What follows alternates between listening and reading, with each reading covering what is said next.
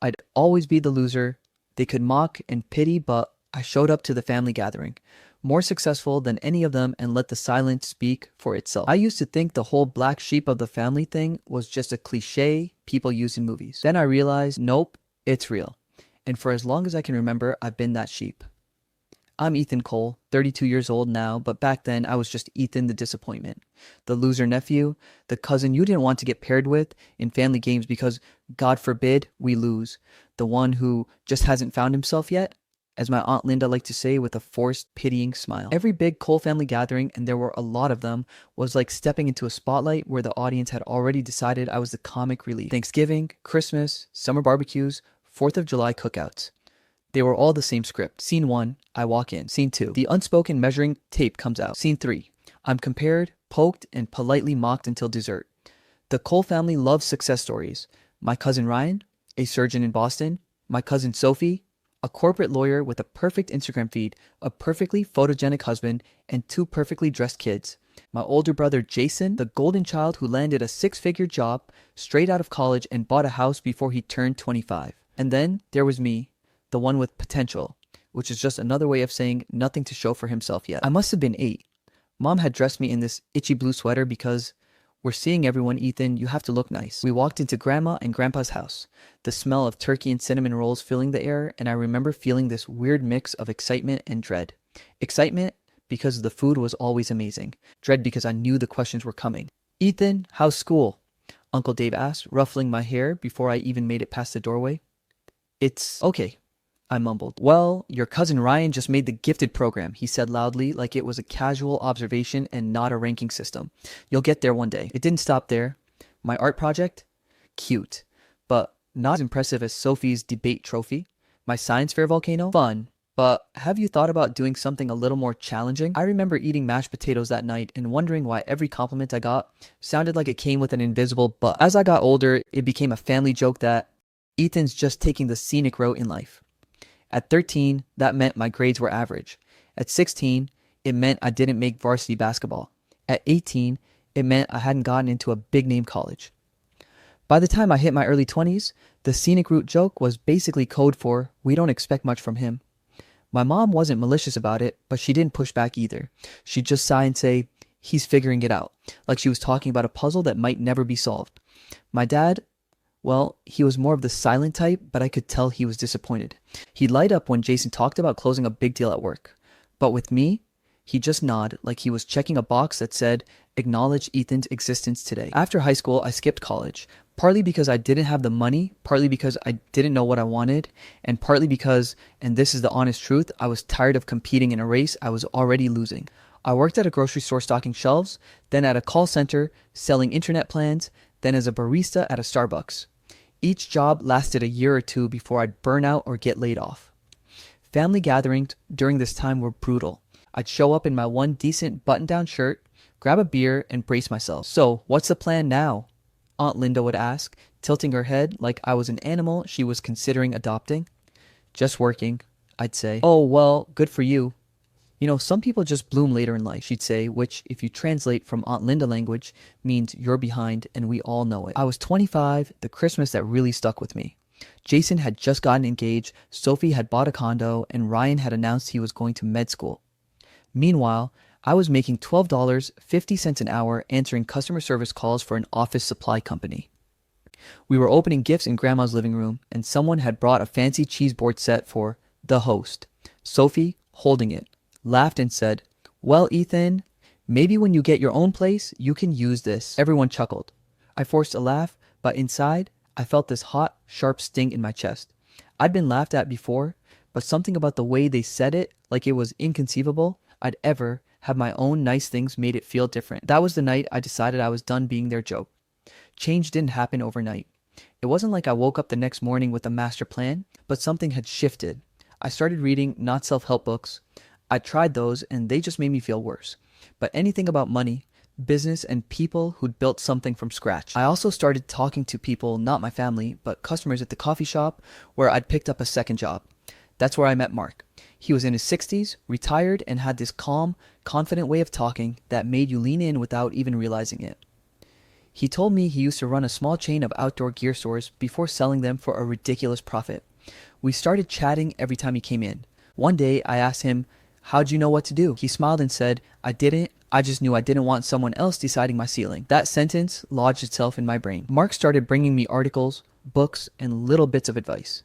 He never preached or told me to quit my job. He just nudged me toward learning about things like e-commerce, branding, and digital marketing.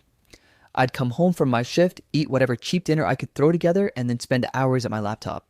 I learned how to build a basic website, how to run a Facebook ad, how to find suppliers. I didn't tell my family a word of this. Let them think I was still just a barista who couldn't get it together. The less they knew, the less pressure I felt.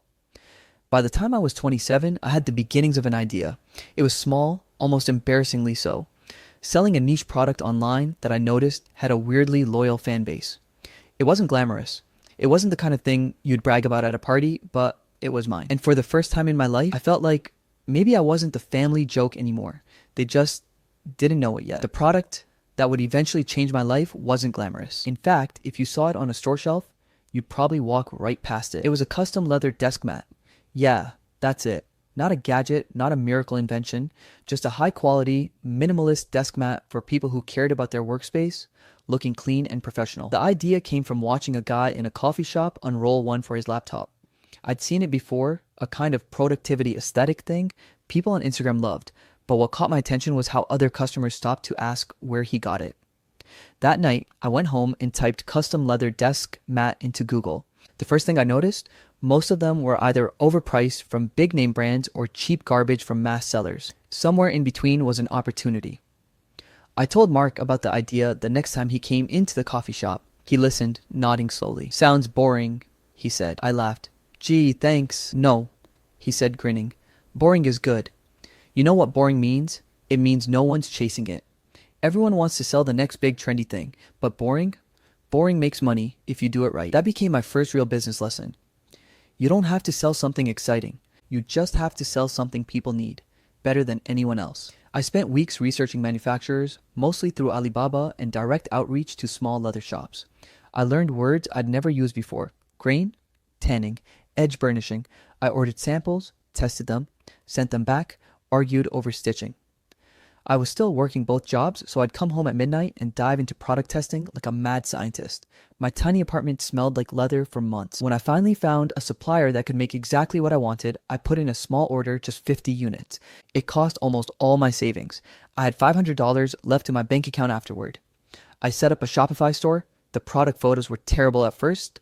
I took them myself on my kitchen table with my phone, but I made sure the product descriptions were solid. I ran my first Facebook ad with a $20 budget. 2 days later, I woke up to an email: "You've made a sale." I stared at my laptop, half awake, wondering if it was some kind of glitch. But there it was. Someone in Chicago had bought one for $59.99. I remember grinning so hard my face hurt. It wasn't the money. It was the fact that someone I'd never met saw what I made and decided it was worth paying for. Here's the thing I didn't tell a soul in my family. Not my parents, not Jason, not anyone. Partly because I didn't want them to know until it was real, and partly because I knew exactly how it would go if I mentioned it too soon. "Oh, you're selling desk mats?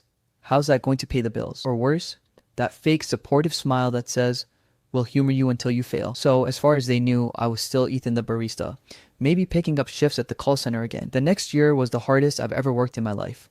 I'd get up at 6 a.m., fulfill orders, go to my morning job, work until 2 p.m., rush to the coffee shop for my evening shift, come home at 11 p.m., and spend another 3 or 4 hours answering customer emails and tweaking ads.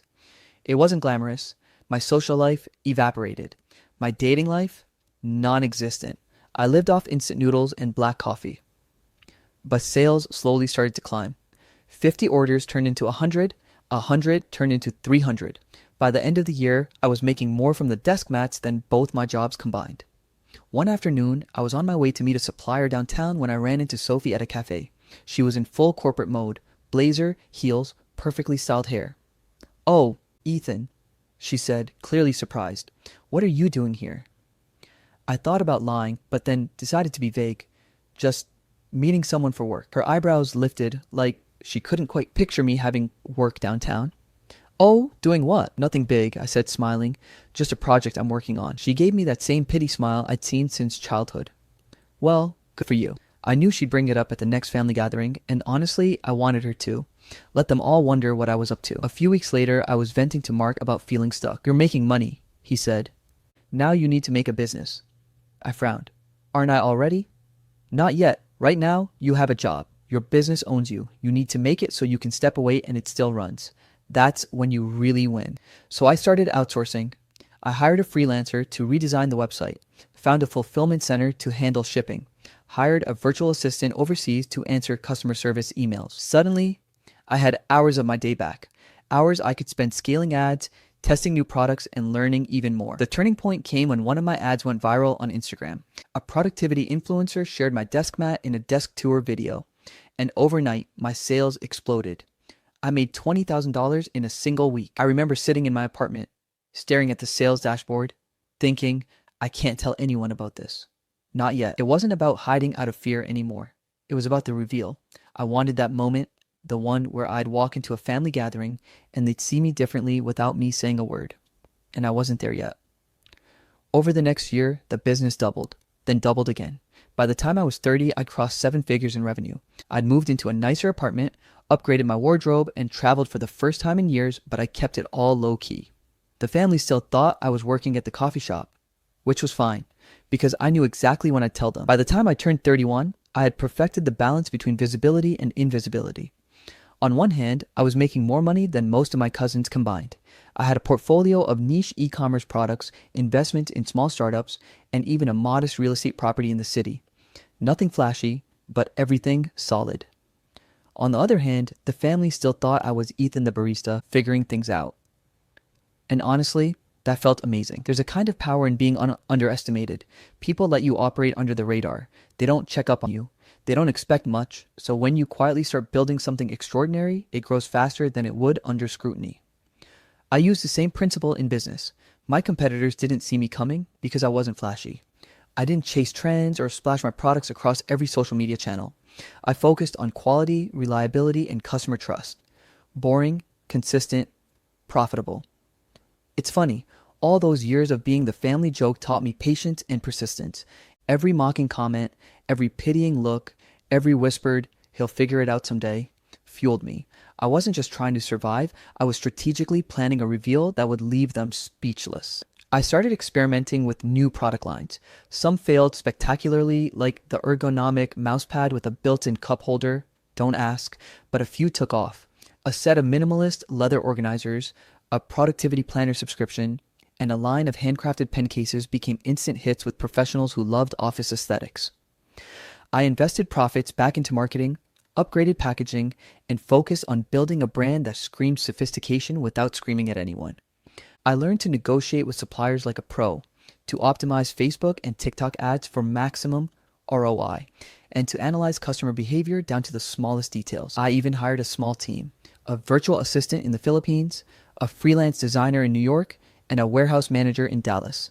They handled the day-to-day so I could focus on strategy. It felt surreal just a few years ago. I was scrambling to cover rent, and now I was running a lean, profitable operation worth millions. The realization. One evening, I sat on the balcony of my new apartment, sipping a black coffee and looking at the skyline. It hit me. I wasn't just financially secure. I was in control. I had a life that didn't need anyone's approval, especially not my family's. And yet, I knew I wanted one moment of vindication, one family gathering where all the pitying glances, the jokes, the underhanded comparisons would die in silence when they realized I had built something they never expected. It wasn't about revenge, not really. It was about letting them see the truth without me having to announce it. I started small. Location. The next big family gathering was Grandma and Grandpa's 60th wedding anniversary. I offered to host it at a private vineyard I had quietly invested in. They assumed I was helping with planning logistics, nothing more. Appearance. No flashy sports cars or loud outfits. I'd drive a luxury sedan, but nothing ostentatious. My clothes would be clean, tailored, and sophisticated, the kind of subtle success people notice subconsciously. Strategy. No speeches, no gloating, no "look at me now." Just subtle hints, calm confidence, and letting the family's own assumptions unravel as they saw me in context. I realized that true satisfaction wouldn't come from rubbing my success in their faces, but from the shock and discomfort that comes when someone you've underestimated quietly surpasses you. Even with all my accomplishments, the family dynamics hadn't changed, at least not yet. My Aunt Linda still sent those polite, condescending texts. Can't wait to see you. Hope you're doing well. XO. I smiled at them. They didn't know that doing well now meant my bank account was bigger than Jason's salary. My condo was nicer than Sophie's townhouse, and my business was thriving in multiple markets. Jason texted too, casually, "Hey man, still at the coffee shop?" I considered replying, "Actually, I own 3 properties now, and my e-commerce brand made $1.2 million last year." But I didn't. That would ruin the magic. Instead, I left the message unread. The anticipation was half the fun. Before the big gathering, I began dropping subtle hints that something had changed.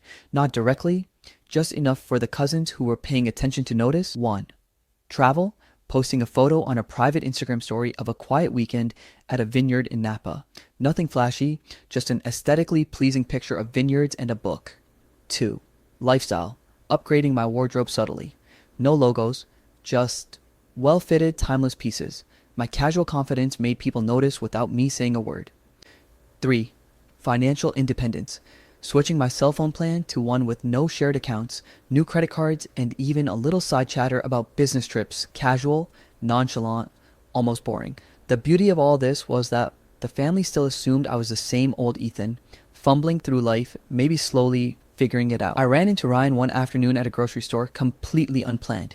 He smiled like he always did when he saw me, that mix of pity and superiority. "Hey, Ethan," he said.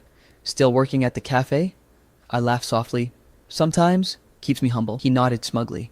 "Yeah, that sounds like you." I didn't correct him. I didn't need to. Let him keep thinking I was stagnant. Let him keep underestimating me. Because when the day came, he'd have no idea what hit him. One thing I learned early in business and in life is that confidence isn't about loud proclamations. It's about calm certainty. When you know your value, you don't need to prove it to anyone. You let your actions speak. So I began practicing it in daily life. Walking into meetings with suppliers without nervous energy, speaking clearly on calls, and making decisions decisively. By the time the family gathering rolled around, I would be a master of this subtle power. But beyond strategy and money, there was something else fueling me. Pride, not in a boastful way, but in surviving and thriving despite years of underestimation. Every joke at Thanksgiving, every "he'll get there someday" comment, every whisper behind my back, I stored them in a mental vault, not as grudges, but as fuel. I wanted the moment of reveal to be quiet, yet powerful enough to make the air in the room feel different. By the end of chapter 3, I was fully prepared. The business thriving, the wealth real but discreet, and the family still blissfully unaware. The stage was set. The next step would be walking into that vineyard, the 60th anniversary celebration, and letting silence do what words never could. The day had finally come. Grandma and Grandpa's 60th wedding anniversary, the biggest Cole family gathering of the year. I've been waiting for this moment for over a decade, and now it was here. I parked my car outside the vineyard, a clean, understated luxury sedan. Nothing flashy, just enough refinement that someone paying attention would notice. I straightened my jacket, adjusted my tie, and walked in with the calm confidence I had cultivated over years of quiet effort. As soon as I stepped into the tasting room, I could feel it, that familiar measuring gaze, the same one I'd felt at every family gathering growing up. Only this time, it landed on me, and instead of pity or amusement, there was curiosity. Aunt Linda was the first to notice. Her smile faltered slightly when she saw me. "Ethan, you look different," she said. "Thanks," I said, genuinely but casually. "It's been a good year." Jason glanced at me sideways, eyebrows raised. Sophie, holding a glass of wine, tilted her head like she was trying to place something familiar about me. I didn't rush to explain. I didn't need to. The room itself, the vineyard, the setup, the food was enough of a hint that something had changed. I mingled, shaking hands, hugging relatives, making small talk. All the while, I let subtle details do the talking. I mentioned in passing that I'd helped coordinate the vineyard's private event setup. Not ownership, just logistics. They didn't know this was my property. I casually referenced a business trip to New York for a supplier meeting. No details, just enough to make them think I wasn't living the same life they assumed. My wardrobe, my posture, my calm tone, all of it screamed success without screaming. Every glance in my direction carried hesitation. A cousin would start a sentence, then stop mid-word. An aunt would glance at me, then quickly look away. I could feel the gears turning. It happened when Grandma introduced me to a distant cousin I'd never met. "Oh, Ethan, you must tell me about your work," she said. I smiled.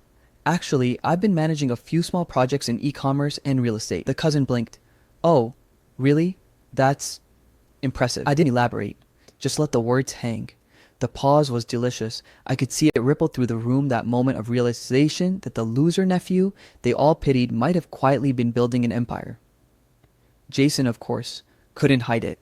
The golden child of the family, the one who always had the upper hand, looked momentarily unsettled. "Wait, you mean you actually run a business?" he asked, a slight edge of disbelief in his tone. "Yeah," I said, calm as ever. "Several. It keeps me busy." He chuckled nervously. "I didn't know you were, into that kind of thing." I just nodded, let it settle. At one point, I offered to give a short tour of the vineyard. Everyone assumed I was just helping out as a volunteer or coordinator. As we walked the rows of grapevines, I casually mentioned, "It's nice to see the grapes thriving. We've been expanding the vineyard's production this year." A few heads turned sharply. "We? You own the vineyard?" someone whispered. I smiled faintly. "I invested a few years back. It's been a fun project." The silence that followed was exactly what I wanted. Not awkward, not tense, just the quiet realization that I had arrived in a space they had never expected me to occupy. Throughout the evening, I used small, strategic moves. When the caterer mistakenly underordered wine for the table, I quietly instructed them to bring more. No one knew it was on me. When someone mentioned the cost of the venue, I nodded politely, letting them think they were paying for the setup. Meanwhile, I was covering most of it. I listened more than I spoke. Every question they asked was an opportunity to reveal just enough without bragging. By dessert, you could feel it, the undercurrent of astonishment. Eyes lingered on me longer. Sentences were left unfinished. Pity had evaporated, replaced by curiosity and subtle admiration. Ryan cornered me near the bar. "So, you've been making money?" he asked, clearly trying to process the new reality. "Yes," I said simply. "More than enough to enjoy life." He laughed nervously. "Wow, you're actually doing it?" I nodded. "Yeah, took a while, but I got there." He looked away, flustered, like he didn't know whether to congratulate me or pretend nothing had changed. That's the look I had been waiting for my entire adult life. The most satisfying moments weren't loud or dramatic. They were small, quiet, subtle. The cousin who always commented on my future potential was speechless when I handed her a perfectly wrapped gift. Not extravagant, but thoughtful and high quality. Sophie tried to strike up a conversation about her condo renovation, and I casually mentioned I'd recently purchased a property in the same neighborhood. She froze mid-sentence. Jason asked me about my projects, and I listed a few without elaboration. He tried to respond with sarcasm, but it landed flat. Every interaction carried the unspoken message, "I've arrived. You underestimated me for years.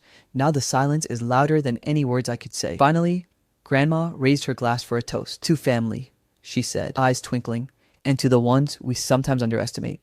May they surprise us in the best ways." I caught her glance. She knew. She had always known, I think. The way she smiled at me said more than any words. I didn't have to announce my success. It was obvious not because I told anyone, but because I embodied it. By the end of the evening, I realized something important. This wasn't about revenge or proving anything to anyone. It was about presence. My quiet success, my confidence, and the life I built spoke louder than any boast or speech ever could. For the first time in decades, I didn't feel like the family's punchline. I felt like the quiet storm that no one saw coming. And as I drove home that night, the vineyard lights fading in my rearview mirror, I smiled to myself. They'd remember this night, not because I told them to, but because the truth couldn't be ignored. The weekend after the vineyard gathering, I noticed a subtle shift. It wasn't obvious at first. No one marched up to me with apologies or confessions. There were no loud proclamations of admiration, but the changes were there if you look closely. Aunt Linda was the first to reach out. "Ethan, that vineyard. Wow, I didn't know you were involved. Everything looked amazing. You really outdid yourself." I smiled at my phone but didn't rush to respond. A simple, "Thanks. Glad everyone had a good time," was enough. No bragging, no ego, just acknowledgement. Then came Ryan. "Hey man, can we talk sometime? I've been thinking about what you said at the vineyard." Translation. He wanted advice without admitting he was impressed. Classic Ryan. Even Jason texted, "Yo, need to pick your brain about a project. Call me?" It was subtle, but it was recognition. For years, they had ignored or pitied me. Now, they were turning to me. Within the week, I got a flurry of emails from cousins asking about products, suppliers, and investments. I answered politely, but each response was carefully measured and enough to help, but never enough to appear desperate to please. The thrill wasn't in giving advice. It was in the realization that the same people who mocked me were now valuing my insight. Sophie even asked about real estate trends in the city. I'm thinking of buying a property downtown, but I don't know where to start. I gave a concise, professional answer and left it at that. No lecture, no brag, just information. And I could sense the hesitation behind her questions, the little mental gears turning as she realized I'd quietly become someone worth listening to. I had always avoided flaunting my life on social media, but the family gathering had triggered a few subtle shifts. Photos of the vineyard floated online, shared by cousins. People commented, "Ethan, you were amazing. Didn't know you had a hand in all of this." I smiled. No post from me, just the ripple effect. People began to see me as competent, confident, and successful on my terms, not because I advertised it. This, I realized, was the real power, letting others announce your success for you. The subtlety of authority is almost intoxicating when you've spent years being underestimated. At the next family Zoom call, Jason started complaining about an investment decision. I didn't need to interrupt. He vented for a few minutes, then paused. "Actually, Ethan, what would you do?" During a lunch with Sophie, he tried to explain a marketing idea for a new condo she was flipping. I nodded, asked a few pointed questions, and let the silence do the work. She walked away impressed, slightly humbled. Aunt Linda sent another passive-aggressive email criticizing someone else in the family for poor planning. I responded calmly, diplomatically, no ego, no sarcasm. By the time she realized, the subtle shift in influence had already taken hold. It was remarkable to see how quiet competence commands attention. I spent more nights on my balcony, thinking about the contrast. Years ago, I would have done anything for recognition from these people. I would have screamed, pleaded, or tried to prove myself with loud gestures. Now, I just observed. My success wasn't a performance, it was reality. They could react, ignore it, or question it. It didn't matter. The power was in ownership of my life, not their acknowledgement. Some things never change. There were whispers at gatherings. Jason still tried to assert superiority in subtle ways. Sophie still injected her opinions with thinly veiled comparisons, and Ryan still occasionally slipped into condescending tones. But each interaction had changed. Their words no longer landed with impact. I could correct misconceptions calmly, offer insights, and remain unshaken. The family still assumed they had the upper hand socially, but financially and strategically. I was quietly ahead. The delicious irony? They didn't know it yet. Ethan's next move was simple. Help selectively, empower carefully. I helped Ryan source a product for his side hustle. I didn't do the work. I pointed him in the right direction and let him take credit. Lesson: guide without controlling. I offered advice to Sophie on her new condo renovation budget, enough to save her a few $1,000s, but still making it clear I had a grasp of numbers. I invited Jason to a small investor meetup, just the two of us, to subtly expose him to real-world investment discussions he hadn't experienced. Every action reinforced the narrative. I wasn't just doing well, I was strategically competent, and they all instinctively recognized it. I began noticing how differently they treated me. The family members who once spoke over me now paused before commenting. They listened more. They asked questions they might have dismissed before. It was fascinating. People always assume the loudest or most aggressive person has the upper hand, but influence doesn't come from shouting. It comes from quiet, deliberate authority. And I had it now. For weeks, the family continued to reach out awkwardly, trying to engage with me. They were polite, sometimes overly so. They were curious, sometimes too much. But the underlying reality was undeniable. I had shifted the family's perception without confrontation, without bragging, and without needing anyone's permission. I had gone from the punchline of every joke to a figure they couldn't ignore. And best of all, I did it on my own terms. Months had passed since the vineyard gathering, and the subtle ripple I created had become a noticeable current. The family dynamic had shifted quietly, almost imperceptibly to anyone else, but very real to me. People were starting to notice I wasn't just doing okay anymore. I wasn't the cousin they could pity or make jokes about. I was someone with authority, insight, and presence, all achieved without shouting it from the rooftops. It started small. Sophie called one afternoon. "Ethan, can I get your opinion on my new investment?" I listened, asked precise questions, and offered thoughtful guidance. She thanked me profusely, clearly impressed, but didn't realize she was seeking advice from the cousin she used to look down on. Ryan wanted help sourcing a product for a small online side hustle. He tried to sound casual. "I'm just tinkering around, but Maybe you have ideas? I offered a strategic tip here, a supplier suggestion there. By the end of the conversation, he sounded flustered, realizing I had far more experience than he assumed. Even Jason started checking in about his finances. He phrased it as casual questions about market trends, but I could tell he wanted my perspective. The very cousin he once assumed would never be relevant in real decisions. I discovered something fascinating. True influence doesn't require dominance, shouting, or overt displays. It's in quiet competence, calm decision-making, and letting others recognize it naturally. At family dinners, I noticed the difference immediately. Conversations that once revolved around me being a punchline now subtly involved me as a voice of authority. People pause AITA before speaking, unconsciously gauging whether their words made sense in my presence. It was delicious, not because I wanted to gloat, but because years of underestimation had turned into a silent victory. Not everyone adapted gracefully. Jason approached me one evening during a family barbecue. He tried the old tactic, mild condescension, half smile, half joke. "So, Ethan," he said, "still doing your projects? Must be exciting." I smiled faintly. "Yeah, it's been good. Keeps me busy." He leaned closer, lowering his voice. "Don't tell me you've actually gotten successful. That's wild." I simply nodded calmly. "It is. Took some time, but it worked out." He blinked, caught off guard by the casual confidence. He had expected defensiveness, excuses, maybe embarrassment. Instead, he faced the reality he had ignored for years. No words from me had to humiliate him. The silence, my calm demeanor spoke volumes. By this point, the family started subtly asking for my help. Sophie wanted advice on her renovation budget and unexpectedly included me in vendor negotiations. Ryan asked me to review a business plan for a tech side project. Even Aunt Linda sought my input on a small charitable donation she wanted to make. Each request was carefully calculated on my part. I helped selectively, always maintaining boundaries. I wasn't their servant, I was a guide, and the distinction made them respect me even more. There's a point in life when people start treating you differently, not because you demand it, but because they sense your stability, competence, and confidence. That's what happened. I wasn't loud, I didn't flaunt money, I didn't brag, I just embodied success in quiet ways. Texts answered with calm authority, advice given with precision, decisions made decisively. By simply being myself, the version of me that had quietly built everything, the family's perception shifted completely. One day, Sophie pulled me aside. "You know, Ethan, I never thought you'd be like this," she said. "You've really done well. Better than anyone expected." I nodded, letting it linger. "Thanks. Means a lot coming from you." The pause was satisfying. She was adjusting her mental model of me, and I didn't have to say more. Ryan did the same a week later. He admitted he had underestimated me and asked for guidance on a product launch. Jason, the last skeptic, started seeking advice more frequently awkwardly, as if he didn't want anyone else to notice. The best part? I didn't have to brag, I didn't have to confront anyone. The power of quiet, consistent action had done the work. So, I reflected on all those Thanksgiving dinners, Christmas gatherings, and random events where I was the punchline. Every insult, every pitying glance, every dismissive remark had been a lesson in patience, resilience, and strategy.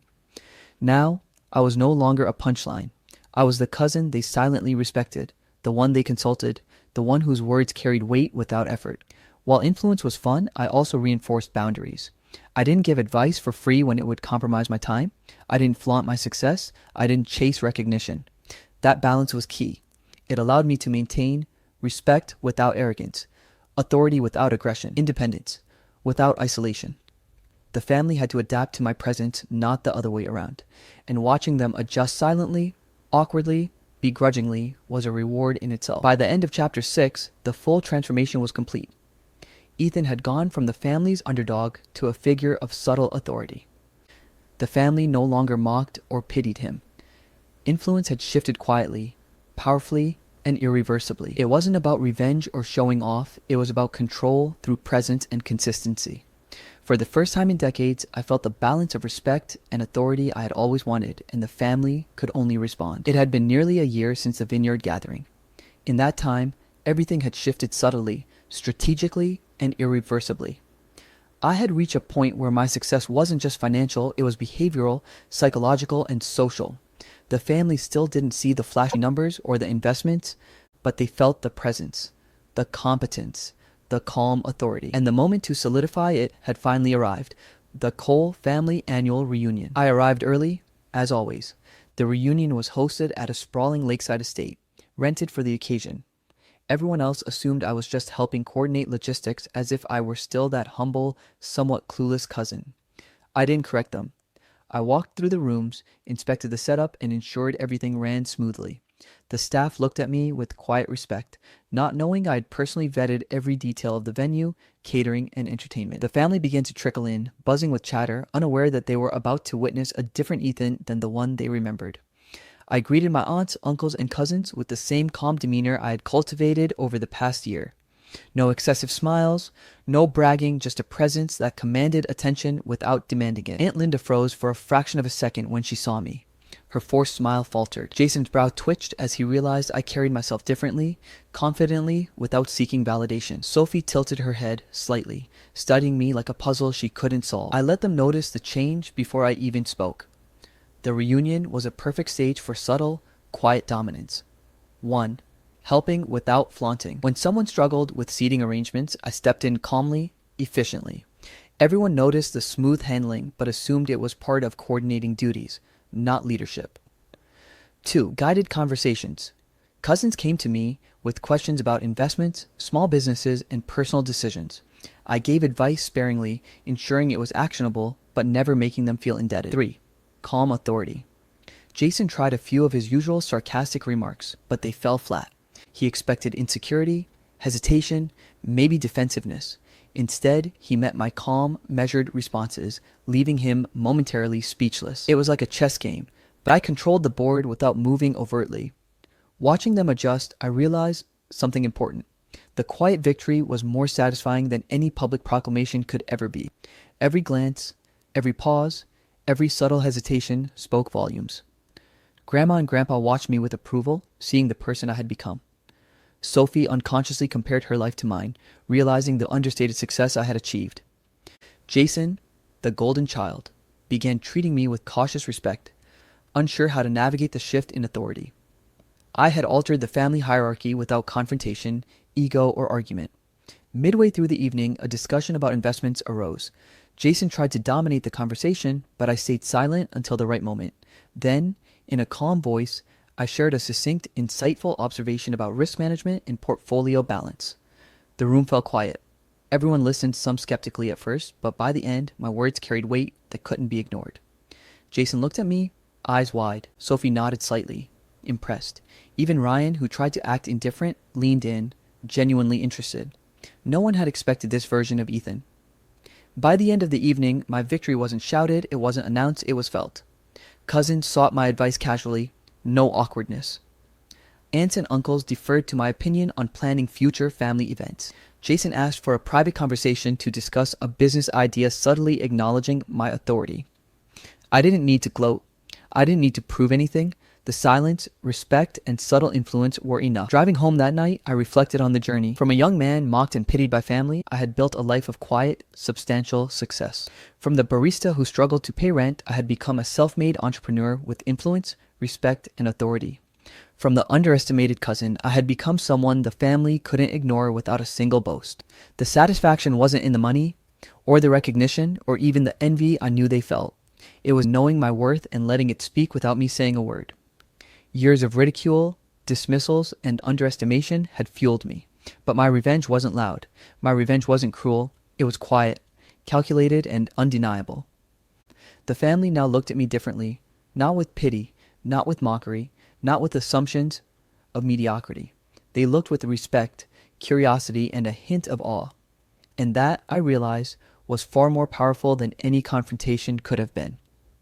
Life had come full circle. I hadn't just changed my circumstances. I had changed how the family perceived me, and I had done it without shouting, without arrogance, without seeking approval. The lesson was simple but profound. Success is quiet, patient, and strategic. Influence is gained not by shouting, but by embodying competence. True victory lies not in confrontation, but in letting the silence speak for itself. As I closed the door on the reunion, I smiled. For the first time in decades, I felt fully seen, fully respected, and fully in control. The family had expected a loser. They got someone entirely different, and they would never underestimate me again.